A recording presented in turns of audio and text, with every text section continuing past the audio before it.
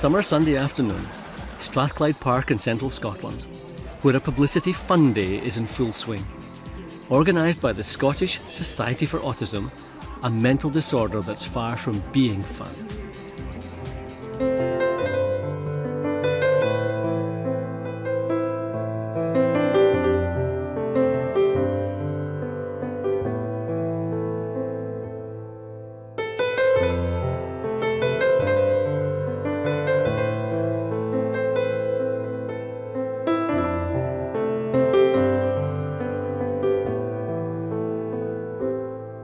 Autism is really the most severe mental health disorder in childhood, and it's a lifelong developmental disorder.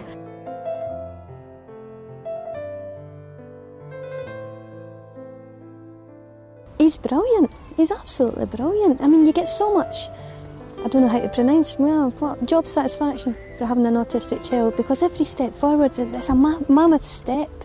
The word autism is used to describe a wide range of difficulties, and for that reason the term autistic spectrum is commonly used. The autistic spectrum covers a very wide range of abilities and disabilities, so it does range from those children who have a lot of learning difficulties and may have no speech and not be interested in people at all, to those actually might be normal intelligence or above normal intelligence, have good speech but still have great difficulties in the way they use their communication skills and the way they socialise with other people.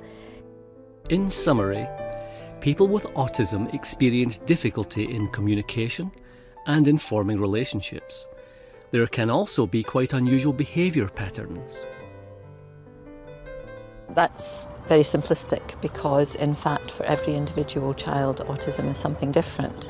On average, there will be one autistic person in every 200 members of the population, though obviously this number will vary from school to school. The vast majority are boys. In school we have from one end of the spectrum to the other, which makes it probably more difficult to manage in some ways.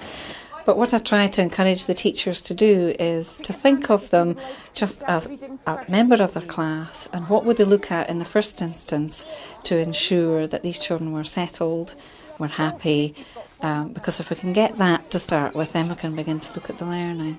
Presently we have two children, one in second year and the other in third year. Bryce is in primary 6, but from around the time of his first birthday, his mother began to have some concerns. Because of the way he played with his toys, because they were all in a straight line, and if one of them was out of line, he would lose control. When he was 2.5 going on 3, he never spoke, and he couldn't play with other children the way I thought children of that age would play. Coming downstream of water, and sometimes excavations happen. I made up my mind I was going to see the doctor, and I always remember he went behind a curtain, came back out with this book, and it was a yellow book, and it had autism and Asperger's syndrome. I used to call it Asperger or something because I used to think of a burger to remember the name. And he says, that's what your child's got.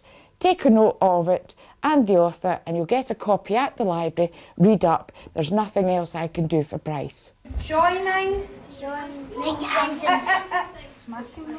Join a sentence to another using and, but, or because, so, that. Rory's a wee boy at the able end of the autistic spectrum who's in a mainstream school.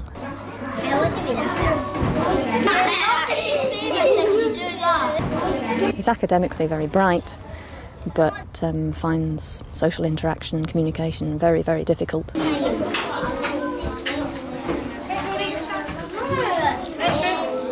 And it wasn't until he was in nursery, when he was past his 4th birthday, that we actually got a diagnosis of autism. Do you remember last week, everyone, we were doing the 10 times table? Do you remember? We had a wee look at that. He stopped speaking, basically, just completely stopped speaking and reverted to gestures and noises, strange noises. He began putting his hands over his ears if he was upset. He became awfully distressed by certain noises. Can you remember? On the top! It's called a microphone. Can I listen?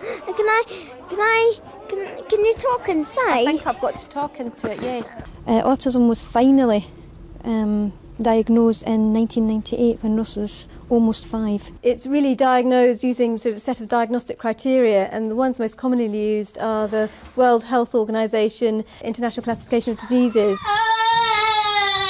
One of the main areas of difficulties is with language and development of language and communication skills.